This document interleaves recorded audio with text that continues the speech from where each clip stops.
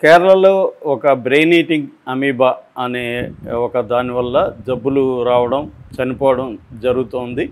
దాంతో ఇప్పుడు అక్కడికి వెళ్తున్న ఇది అయ్యప్ప స్వాముల సీజన్ కాబట్టి వెళ్తున్న వాళ్ళందరూ కూడా అయ్యప్ప భక్తులు భయపడుతున్నట్టుగా తెలుస్తుంది.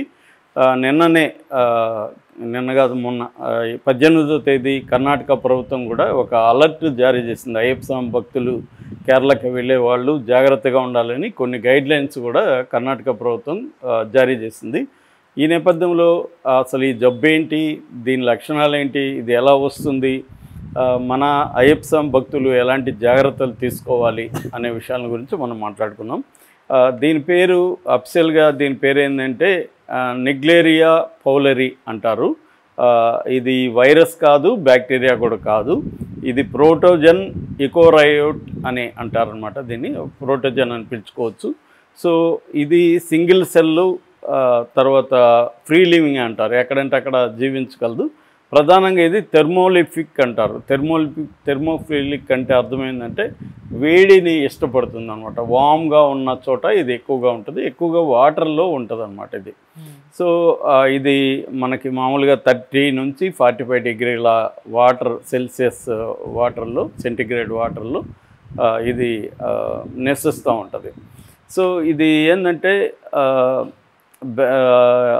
దీంట్లో మొత్తంగా ఈ నెగ్లేరియా అనే దాంట్లో మొత్తంగా 47 రకాలు ఉంటే అందులో ఒక రకం మాత్రమే మనుషులకి సోకుతుంది. ఆ ఒక రకం పేరే ఎన్ పౌలరీ అంటారు. ఈ ఎన్ పౌలరీ అనేది పూర్తిగా దీని జబ్బు పేరు ఏంటంటే ప్రైమరీ అమీబిక్ మెనింగోటిన్ సెపాలిటిస్, పిఏఎం అంటారు. సో ఈ పిఏఎం అనేది జబ్బు పేరు.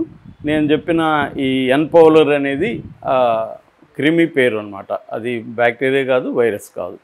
సో ఇది ఈ వాటర్లో ఉంటుంది. వాటర్ తాగితే ఏమి రాదు. అట్లాగే ఇది కంటాజియస్ కాదు, ఒక వ్యక్తి సోకితే ఇంకొక వ్యక్తికి కూడా రాదు.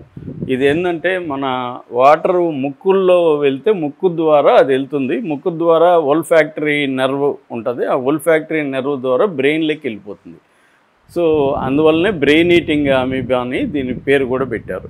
సో బేసిక్గా ఇది నీటి ద్వారా మన నీటిలో మునిగినప్పుడు కానీ, నీరు ముఖం మీద జల్లుకున్నప్పుడు కానీ ముక్కు ద్వారా ఇది ఒల్ఫాక్టరీ నర్వ్ ద్వారా బ్రెయిన్లోకి వెళ్ళడం అనేది జరుగుతుంది. సో వేరే రకంగా ఇది రాదు. ఇదేంటంటే వరల్డ్ వైడ్గా పెద్దగా ప్రమాదకరంగా లేదు. నిజానికి 500 కేసుల కంటే ఎక్కువ లేదు. కానీ కేరళలో 2023 నుంచి కూడా కేరళలో చాలా ఎక్కువ కేసులే వస్తున్నాయి. అటు ప్రజెంట్ డేటా ప్రకారం 170 నుంచి 200 కేసులు కేరళలో ఉన్నాయి. ఇది 40 నుంచి 47 మంది ఇప్పటి వరకు చనిపోయారు. అంటే ఇదేంటంటే దీని లక్షణాలు మనకి ఇది సోకినప్పుడు ఎలా ఉంటుంది, ఇన్క్యుబేషన్ పీరియడ్ అంటారు. అంటే అది కొంత ప్రభావం చూపించే పీరియడ్ 9 రోజుల లోపల ఎప్పుడైనా ఉండొచ్చు. ఫస్ట్ 1-3 డేస్లో మనకి లక్షణాలు మొదలవుతాయి అన్నమాట. ప్రైమరీ లక్షణాలు ఏముంటాయంటే ఫ్రంటల్ హెడేక్ ఉంటుంది, ఇక్కడ తలనొప్పి వస్తుంది, ఫీవర్ వస్తుంది, తర్వాత నాసియా కళ్ళు తిరగడం అట్లాంటిది వస్తుంది, వామిటింగ్ సెన్సేషన్ ఉంటుంది, ఒక్కోసారి వామిటింగ్ కూడా అవుతుంది.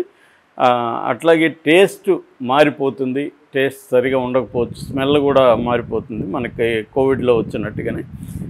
దీని నెక్స్ట్ స్టేజ్ ఏంటంటే మెడంతా స్టిప్గా అయిపోతుంది, ఇక్కడంతా దిమ్ముగా మారిపోతుంది, కన్ఫ్యూజన్ వచ్చేస్తుంది, హెలూసినేషన్స్ భ్రమలు వస్తాయి.